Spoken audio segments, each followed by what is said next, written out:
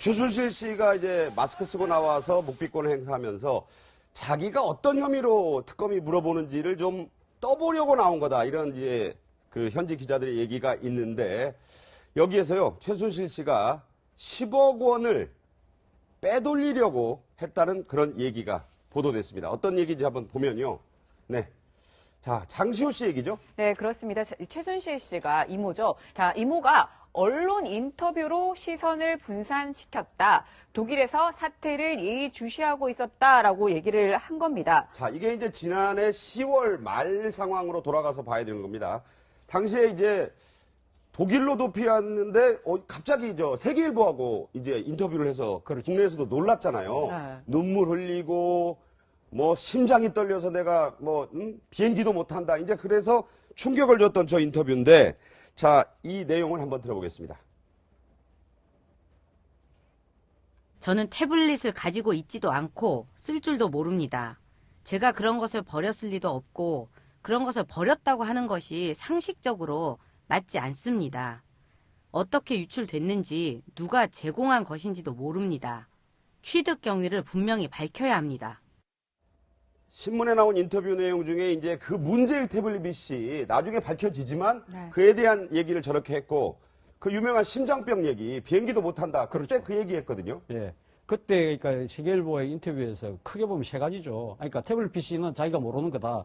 그리고 지금 심장병 문제 이런 것이 있기 때문에 당장은 한국에 들어갈 수가 없다. 또 세 번째는 모든 자신에게 주어졌던 이 국정농단과 관련된 여러 가지 혐의들에 대해서 자신은 전혀 관여한 적이 없다. 그렇게 그 이야기한 거 아닙니까? 그러면서 이 지금 당시 이 수사를 진행하려고 했던 검찰이나 이런 부분들에 대해서 검찰은 아무래도 최순실이 못 들어온다는 부분에서 그때 앉아 지금 최순실 어떻게 하면 데리고 올 것인가 이쪽에다 초점을 맞추게 만들고 난 뒤에 네.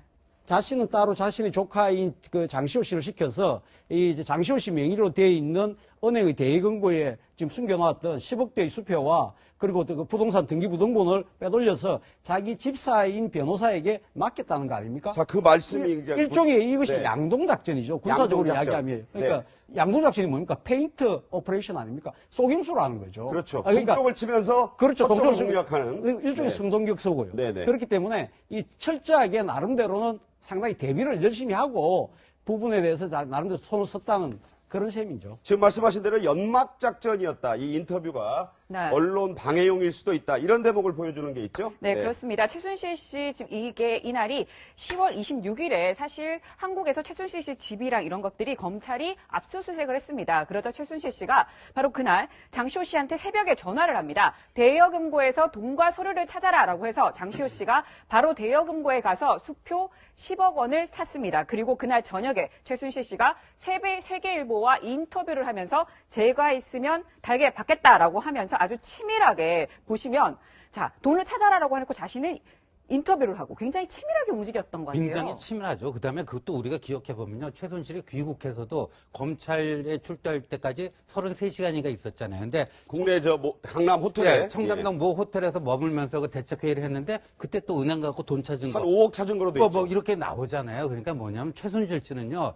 굉장히 어떻게 보면 뭐 영리하다 그럴까 영악하다 그럴까 어차피 엎어진 물은 그걸 또 나름대로 뭐 손에 감수할 건 감수해야 되겠지만 네. 그 와중에서도 챙길 건 챙겨야 된다. 근데 네. 장시호 명의로 이게 다 드러났잖아요. 하나은행 대여금고에 있었다. 네네. 이건 일종의 차명 재산이라고 봐야 되겠죠. 예. 차명 재산이라고 봐야 되는데 그러면 이 대여금고라는 게 이게 뭐 하나은행 한 군데만 있었던가 그런 합리적 의심을 안 해볼 수가 없고 네. 또 최순실 씨 집에서 사라진 뭐 2개의 금고 네. 그건 또 도대체 지금 어디가 있는 건지 빨간색, 검은색. 그렇죠. 빨간색, 검은색. 거기 안에 도대체 뭐가 담겨 있는 건지. 그러니까 네. 최순실 씨는 지금 이 순간에도 어차피 자기가 죗값을 치는 거는 최소화시켜야 되지만 뭔가 검찰 특검 수사에서 드러나지 않은 부분에 대한 뭐 이렇게 좀 재산상의 뭔가 그거를 계속 이어가려고 하는 그런 노력은 치밀하게 하고 있지 않을까 보여집니다. 네. 어젯밤에 한 방송이요. 또 충격적인 녹취록을 공개를 했습니다.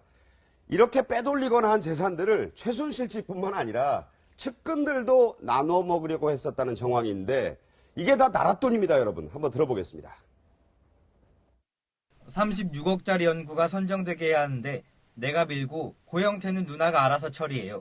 이런 거는 말이 나오면 안 되고 잘해야 해. 너, 고영태 등등 나눠 먹으면 되는 거야. 네. 네, 지금 얘기를 보면 그러니까 이게 지금 고영태 씨 측근들이 네. 자, 고영태 씨와 최순실 씨가 얼마나 영향력이 네. 있는가를 알고 그걸 이용해서 정부 예산을 빼먹자라고 얘기를 하고 있는 것을 지금 녹음을 한 거거든요.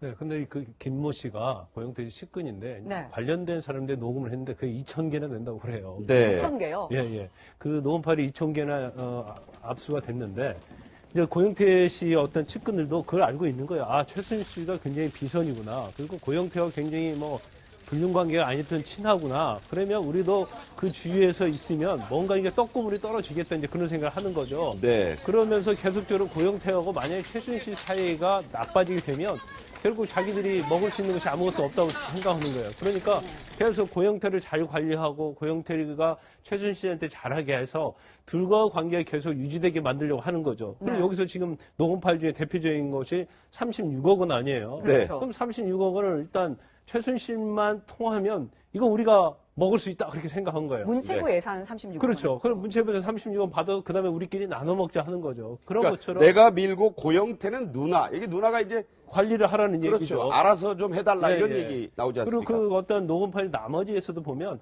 고영태가 최순실이 굉장히 가까웠다는 것도 알고 있고 최순실이 실세다는 부분도 나타나고 고영태가 혹시 최순실이 멀어질까봐 굉장히 걱정하는 그런 내용들이 상당히 많이 있어요. 네. 그래서 그런 걸 보면 어떻게 보면 나라 돈 자체를 임자가 없는 돈이라고 생각하는 거예요. 그래서 일단 자기들과 관련돼 있는 것은 무조건 가서 먹고 보자.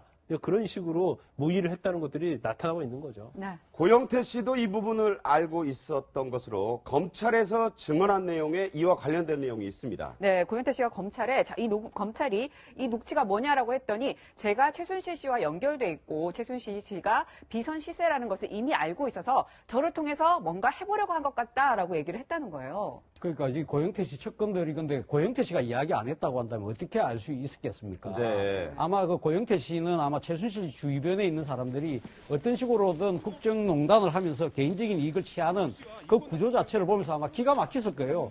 그러면서 또 한편으로는 아 나도 이렇게 하면 할 수도 있겠구나 하는 생각이 들었겠죠. 그렇기 때문에 자기하고 가까운 지인들이나 뭐 친구들한테 사실 이런 일이 있는데 우리도 좀 할 수 있지 않을까? 그런 식의 암시를 주지 않았겠습니까? 그렇기 때문에 고영태 씨 보고 친구들이 끝까지 그 누나하고 관계를 좋게 유지하라고 이야기를 하는 거고요. 그렇다고 한다면 지금 과연 그 2,000개의 녹취 파일 중에 지금은 이제 시도하는 자체만 나와 있는데 과연 성사된 것이 있는지 네. 그 부분은 아마 특검이 밝혀서 그 부분에 대해서 혐의가 있다고 한다면 고영태 씨도 이제는 이제 주요 피의자로 특정을 해서 아마 제대로 된 수사를 해야 되지 않을까 하는 생각입니다. 자, 이번 사건은 국정농단이라고 하지 않습니까? 국정농단이라고 하는 것이 바로 나라 돈, 나라의 어떤 예산을 자기네들이 마음대로 이제 뭐 나눠가지고 했다는 그런 의미도 되는데 여기에서 중요한 얘기가 나옵니다. 바로 국정농단의 실체가 나오는 얘기죠.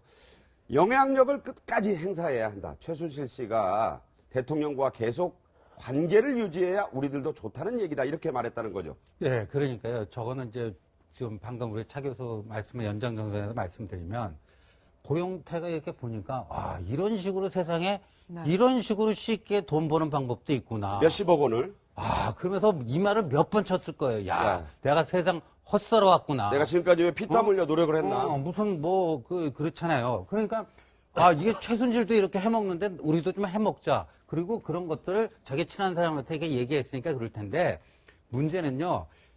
그리고 이게 엊그저께 보면은 이제 그 최순실 측에서 고영태가 최순실과 불륜 관계였는데 뭔가 사익 추구하려다가 그게 잘 이루어지지 않으니까 거기에 불만을 품고 뭔가 이렇게 조작을 해가지고 막 부풀려갖고 일방적으로 폭로를 한 거다 이런 네. 거 아니에요. 그러니까 네. 지금 요 대목이 중요한 거거든요. 그러니까 고영태가 사익 추구를 하려고 했는가 안 했는가 저는 합리적으로 판단해 보면요 했을 거라고 봅니다. 네. 근데 문제는 그래갖고 이루어진 건이 뭐냐? 네. 그때 엊그저께 얘기 나올 때는 무슨 보증금 자기 집 보증금 2천만 이경재 변호사가 3천만 원 꿔갖고 왜 네. 안 갚았어요? 그랬더니 그 3천 아니고 2천인데 네, 네. 갚았다 이랬잖아요. 그러니까 구체적으로 드러난 건 그 3천만 원인가 2천만 원뿐이 없어요. 그러니까 저는 사람이라면 견물생심 아니겠습니까? 네, 네. 해 먹으려고 했을 텐데 그러면 최순실이 그러면 그걸 방치를 했겠는가? 아니면 최순실 모르게 감쪽하게 먹을 만큼 저 사람들이 치밀했던가? 아마도 이루어진 게 없기 때문에 최순실 변호인 측에서 아직까지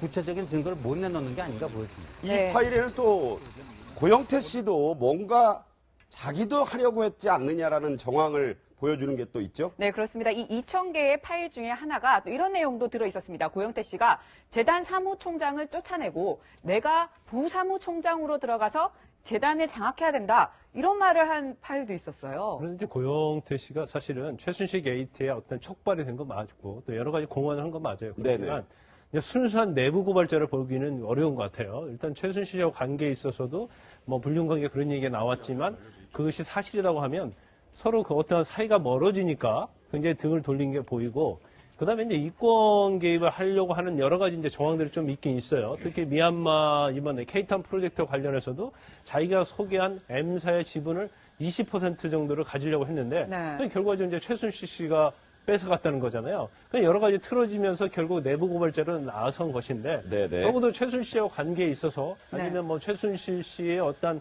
하는 행태를 보고서 아 나도 여기서 잘 끼면 여러 가지 이권을 챙길 수 있겠다 그런 마음은 당연히 했을 겁니다. 네.